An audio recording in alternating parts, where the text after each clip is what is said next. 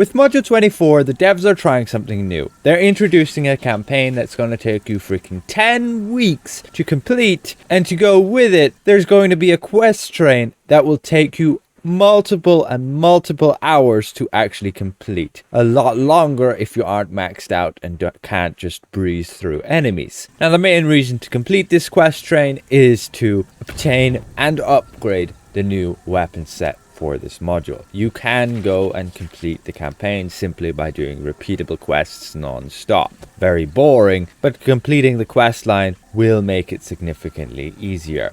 And the new weapons I speak of are these ones. They have an insane amount of item level, especially when you consider the amount of base damage that they will give you. 100 each on legendary. The problem is actually getting them to legendary. If you haven't seen my previous part on how to get them in the first place on purple, feel free to go and watch that. But now we're trying to find out how to get them to legendary. And from what I can tell right now is from the first part, you would obtain the weapons, and the next part you need to obtain these reagents. And I've managed to obtain just one of the reagents. This one here, the purple worm toxin sac. And I'm assuming there's going to be 3 of them like there was needed to get them in the first place. But that's me just guessing. We could need 5, 6, or 7.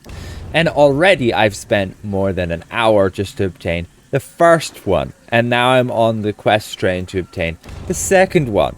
And I've done a bunch of quests even before I started recording, and here you can see we're on the quest, the Rite of the Worm, where we just have to do this heroic encounter, kill a bunch of enemies, and then defeat these big-ass corrupted purple worms. And you're going to have to kill 4 of them to complete the quest as we do there. And completing that quest gives you the ability to then go and actually craft that purple worm toxin. Next one we can see is the corrupted fungal spore. And ultimately complete Feast on the Strong. And then the next quest we got was fixing the fungus, where we just had to kill some enemies and get these corrupted spores.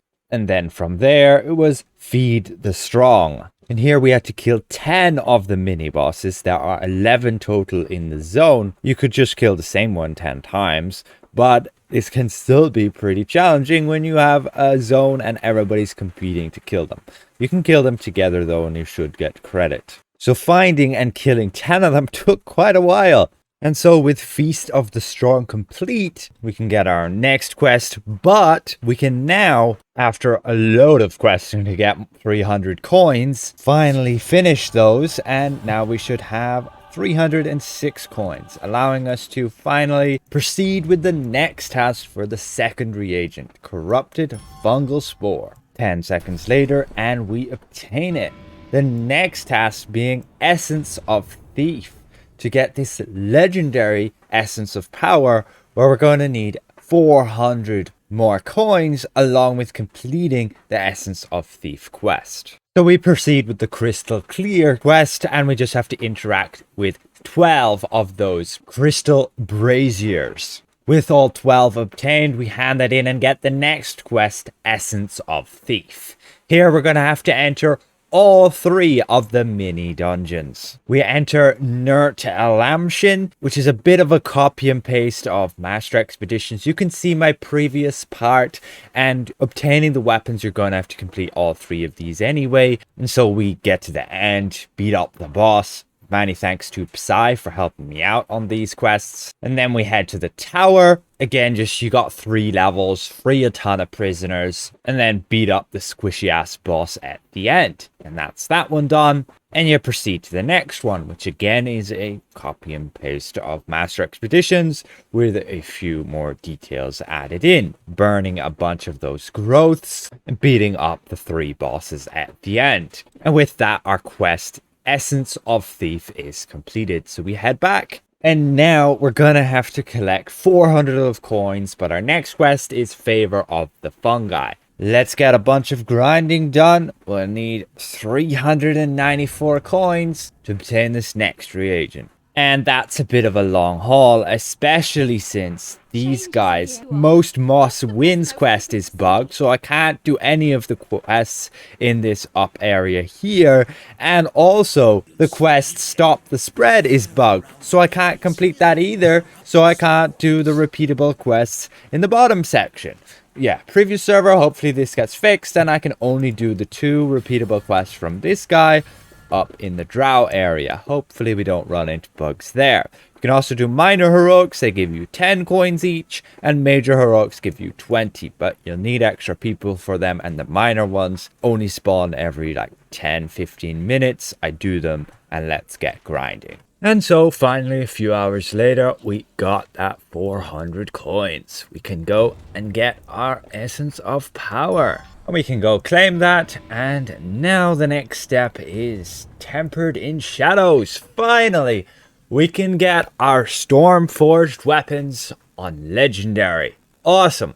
And all it's going to require us is those 3 reagents, a little bit of the currency from the campaign, and 500 coins. 500 coins probably going to take me about 3 hours to farm, but luckily I got a D&D session to entertain me while I do that. So let's get to work, and these weapons will soon be ours. And yes, these are the 3 reagents we need, along with the purple weapons. Very fortunately, again, you can sell them, so we can go and either buy them off the auction house, but if you went and grinded this all out, you most definitely have them already.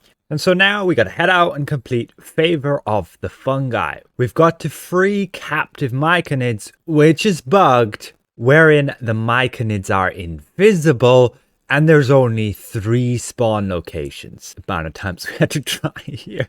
We have a damage dot which cancels it every time. Again, we got to free 12, and there's only like 3 spawn locations that I could find. So that took us a bloody long time. We just go AFK in this spot because apparently the prisoners spawn faster than the ads, and then we can just free them again. That completes that quest. And our next one is Tempered in Shadows. Here we're going to have to defeat the Shadow Dragon. And this is the heroic encounter from Darkness. And it's basically a reskin of a black dragon from the Dragon Hunts, with maybe 1 or 2 mechanics slightly different. Still does a shit ton of damage. So it was between me and Psy, juggling between who had aggro and who was then dying next. But again, we beat it. Again, thanks to Psy for helping me with that. And the next step of the quest is to quench enchantment in the lake of the Carrion King. So we just interact with this place and that's your quest done. And that is the big long ass grind for your quest train to get these weapons unlocked. That's the last quest you need, as we have now finished Tempered in Shadows, giving us the ability to create these Stormforged weapons. Now it doesn't seem like you're going to be upgrading from purple, merely just obtaining them. Meaning you'll be able to sell your purple ones and then just go and get the legendary ones. Very neat. That will be useful for some newer players. But let's continue with the grind on these coins to actually get them. So with that done, we finally got enough currency and we can get our legendary weapons. Let's click start on that. Drains all those coins we spent a shit ton of time grinding. The best strategy is, well, at least on the previous server, just jump between the heroics. They spawn pretty quickly, but it can be very useful to pick up the quests in the certain areas as well. You're going to have ones that will regularly tell you to kill these certain types of enemies. And when you're just making your way from one heroic to the next, it can be very easy to just complete that quest. So we've completed that and we can now take our rewards. Simple as that. We now have the new Module 24 weapons. You are also going to have the purple ones, so you can do what you will with those. The visuals on them, are they any different between legendary and purple just there? Okay, they are slightly different. You can see by like the hilt, and when we would preview this one instead, it's kind of more dull. So yes, it's slightly different, and you probably don't want to convert these to appearance items, but keep in mind, those weapons are unbound when you initially obtain them. You can see I could go and post this on the auction house, listed at whatever amount of astral damage I want. That's very good for people who want to skip the grind, as it is quite a long grind, all things considered, with time gates included. 8 weeks. And then, of course, you're going to have to be doing all the quests to actually get that currency to that point. So, yeah, very interesting. And it is nice to see they are unbound, since people can go farm this with alts then and sell the weapons. And how good are the weapons? Well, let's just go and equip them there. You'll see my item level will like jump up to 78,000, and we now have the full set bonus. We've already tested the purple ones, and they were a little bit underwhelming, but the difference with the legendary ones is they give you the additional damage while in Underdark, along with the 7.5% additional damage instead of the 7,500 power as the purple ones would give you. Overall, the weapon set is pretty good, and it's definitely a contender for any weapons that you would run in solo content otherwise, like including against Mirage, including against Lionheart. However, times 5 masterwork weapons still won't go away from being one of the top weapon sets, primarily because it additionally gives you 10% damage resistance, meaning you take less damage. And with that in mind, it's easier then to run more challenging content when you're not dying as often. So again, the way the set bonus works is that you would gain, let's say, the first effect by just dodging or rolling or shifting when having the set. You can see the buff just up on the top left of your buff bar, and you'll gain this little buff, Stormforged Tactics. You can check all my buffs here, and you'll also gain the Stormforged set, which is giving me currently 2% additional damage and damage resistance on healing while in Underdark. So pretty useful for the new dungeon overall. You'll want to like roll into a fight and then use your powers with that additional buff. And on top of that, as soon as you deal any bit of combat advantage damage, you're probably going to immediately obtain Stormforged advantage, as you can see there. And that gives you on top of that an additional 5% boost to your outgoing damage, also reducing your incoming damage or increasing your outgoing healing depending on your roll. And that would last also 15 full seconds. So when you're jumping between groups of enemies, that can be pretty useful. Just dodge rolling into it and then just using your powers, and you'll pretty much instantly gain all of those buffs. Very powerful weapon set for solo content, and I would not underestimate it as a newer player. And it's definitely a set you can easily get by just questing, so that's very nice.